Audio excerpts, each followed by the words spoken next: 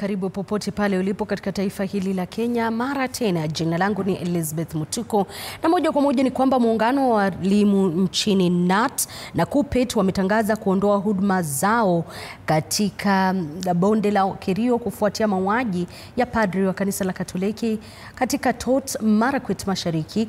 Miungano hiyo ya walimu imesema kuwa imechukua hatua hiyo kutokana na hali ya usalama inayozua wasiwasi katika eneo hilo. Watu wanaokisiwa kuwa wezi wa mifugo walimpiga risasi na kumuua Padri Alois Betts, tukio ambalo limezua taharuki katika eneo hilo. Onesmus Kipchumba Murkomen achukue hatua ili wale ambao walihusika wakamatwe na wawekwe ndani, kwa sababu sisi kama viongozi hatungependa mambo kama haya, na tungeomba hata uongozi wa Elgeyo Marakwet.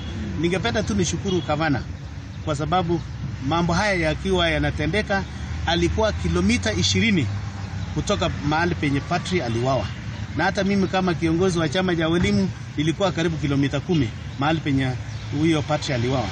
Nashukuru Gavana wetu kwa sababu alienda kule haraka sana kwa uwepesi na kuchukua haya mambo.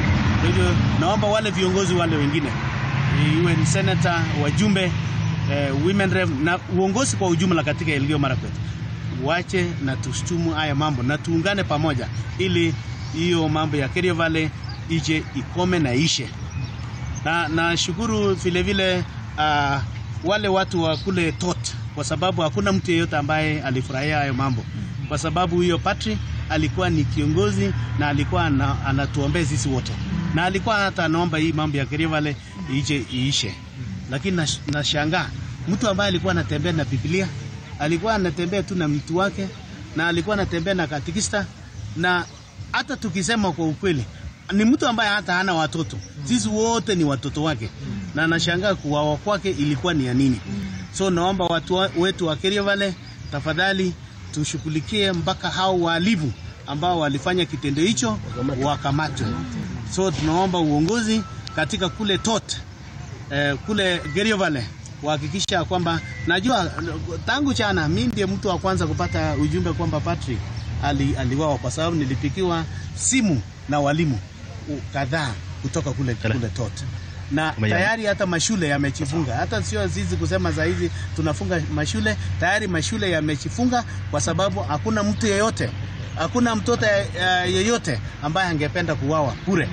So tunaomba serikali ichukulie hatua, na tunaomba serikali kuu hii mabunduki yenye watu raia wako nayo, wao wanatoka kule West Pokot, East Baringo, Elgeyo Marakwet, Baringo, zote sitwaliwe kutoka mikononi mwa raia.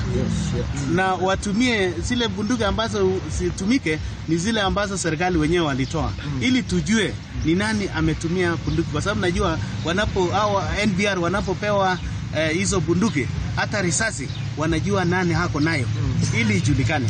So naomba serikali kuu wahakikisha kwamba hizi risasi ama bunduki zenye raia wa kawaida ambao hawajaenda any training